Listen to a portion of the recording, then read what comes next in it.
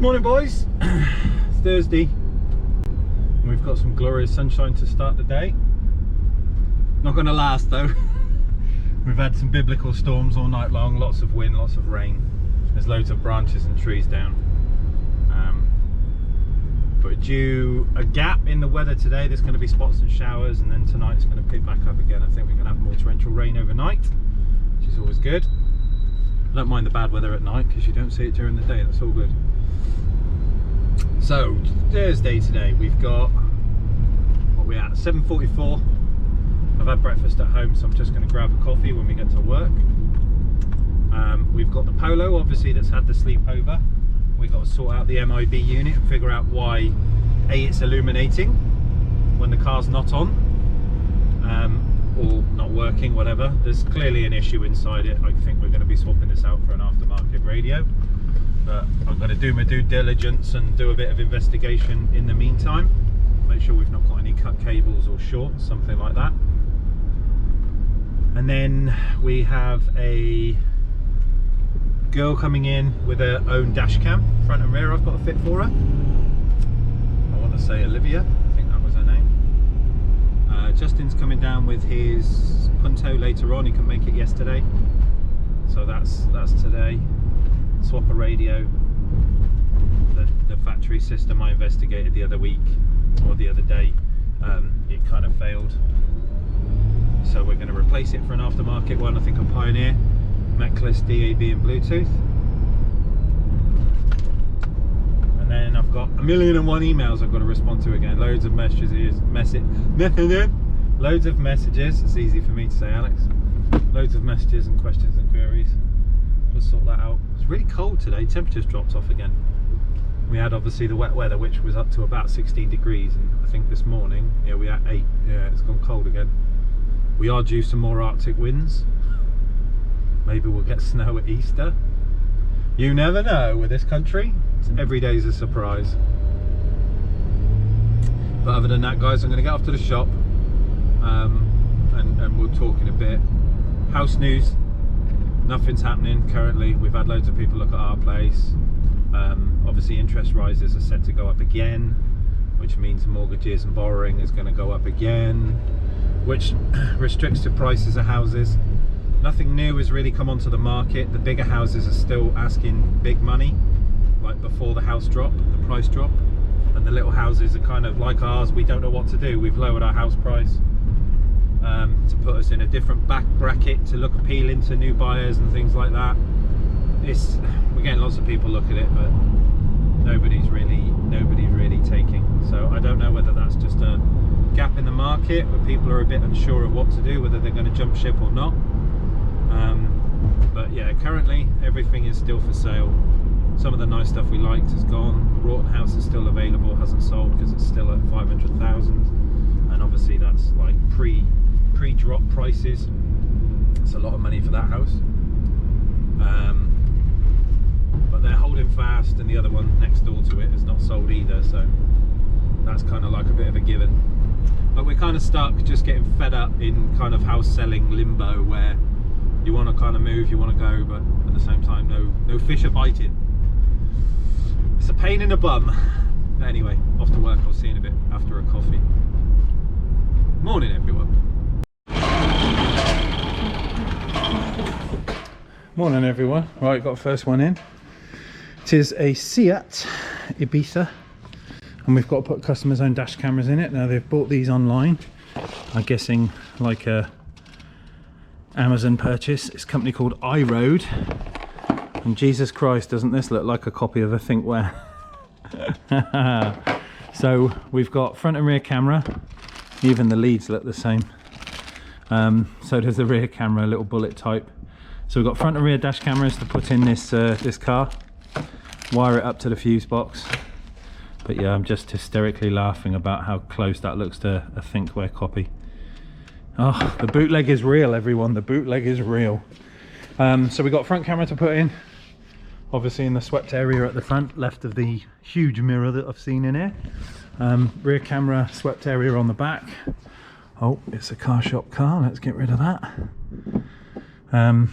Obviously we're going to keep the camera here, cables run through here into the car and then down to the front. I'm going to crack on with this one, everyone. I'll see you in a bit. Bye. A few inches later. Right then guys, let's talk about this one. So we're done. So rear camera up on the swept area there, cables running through the little grommet. That's the rear one all finished. Not the easiest of cars to work on these things. They're like old Audis, very plasticky, but modern touches. And then in the front, fuse box, if you're interested, is behind this. Front camera's there, running up into the headliner and obviously round down the A-pillar. But that's the front one there done. Parking mode has already been checked out. We've made sure that's working. But yes, it's very, very much like a ThinkWare, but not a ThinkWare, which is quite funny. Bootlegging. Event occurred during parking. There we go. So yes, it's very much similar to ThinkWare, but just not as good. So that's it. See, that's done. And we're now going to jump on with that one. Justin should be here soon with his Panda as well. See you in a bit. Right then guys, we are done.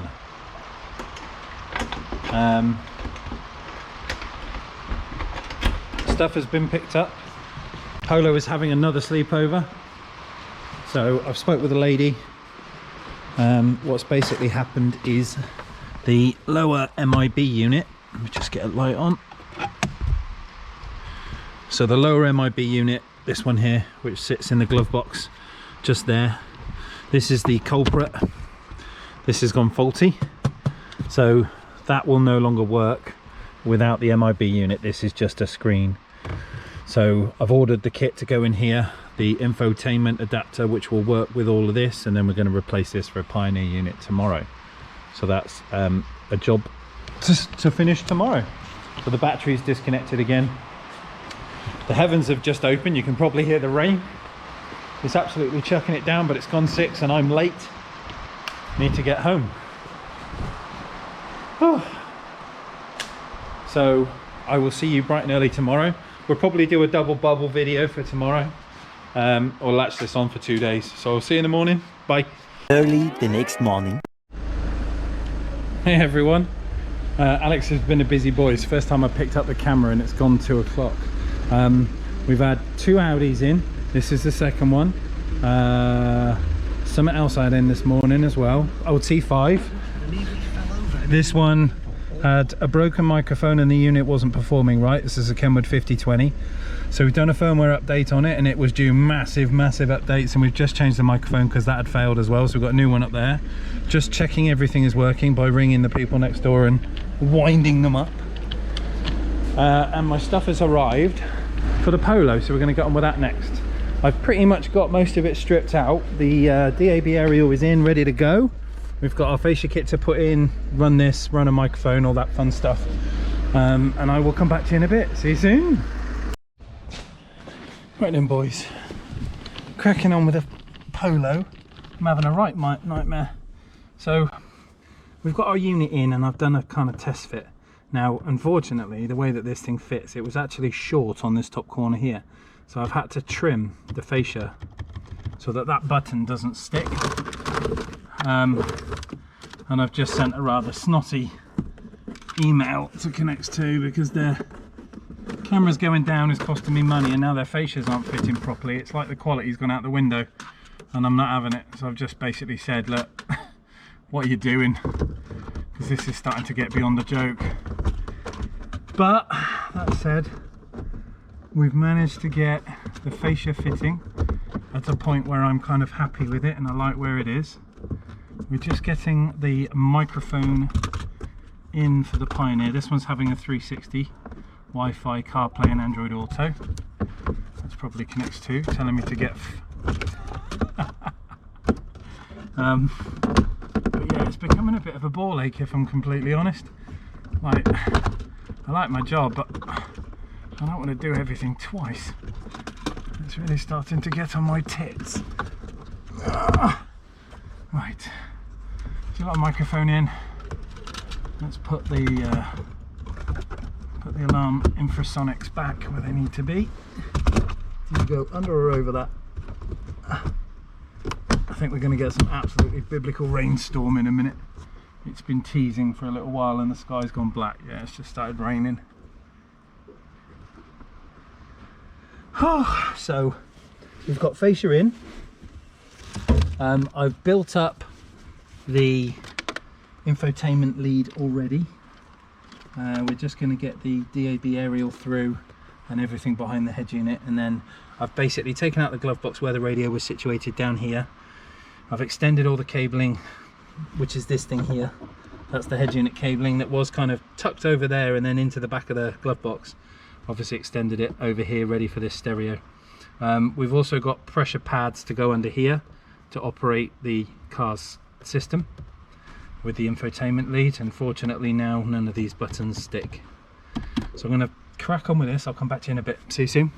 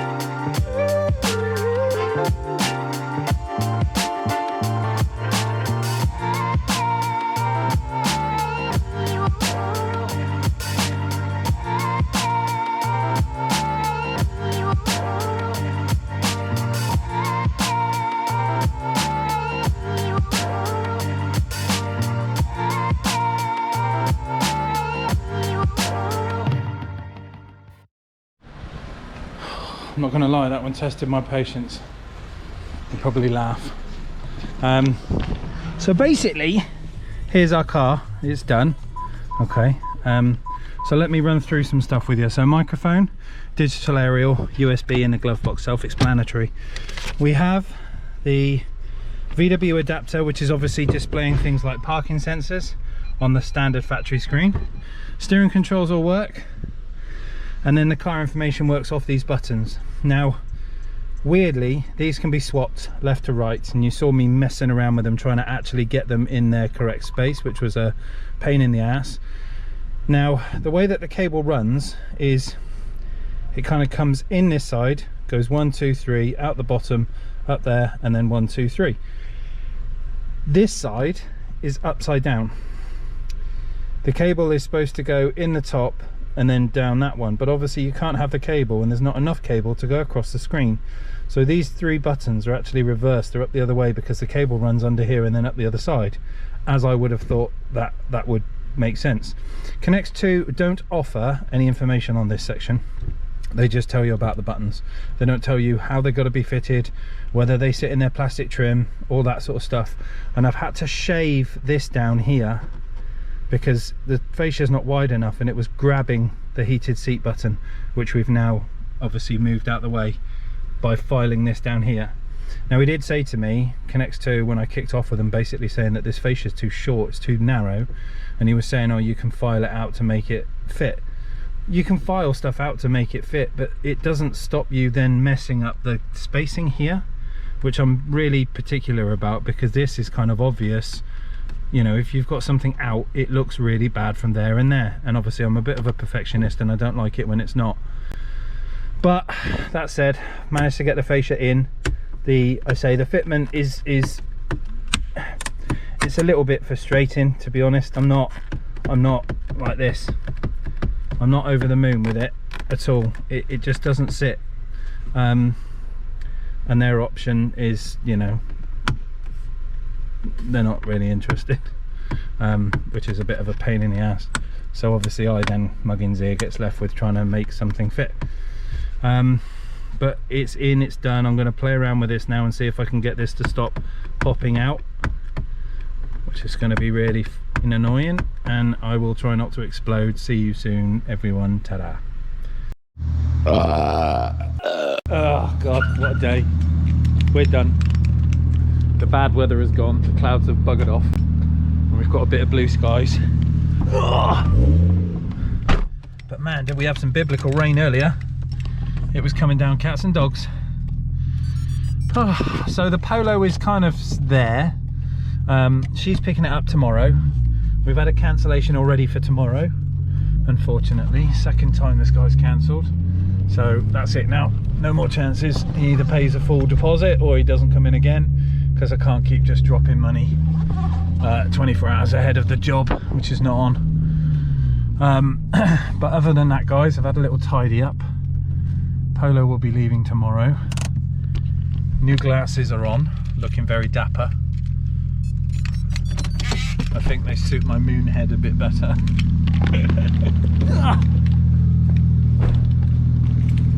But that is it. Alex is done packing up. Saturday tomorrow, in actual fact, it's made my Saturday a little bit easier. So I'm not knocking the fact that I don't have an extra job, but obviously money's money and it's good to earn. But I'm knackered, I'll probably leave it, it's fine. But I'm gonna shoot off, get the rock wool loaded. We've got to take this home for our house, and we're gonna pick this up without dropping it. I'll tell you what, I'm gonna go. I'll see you soon in the morning. Bye.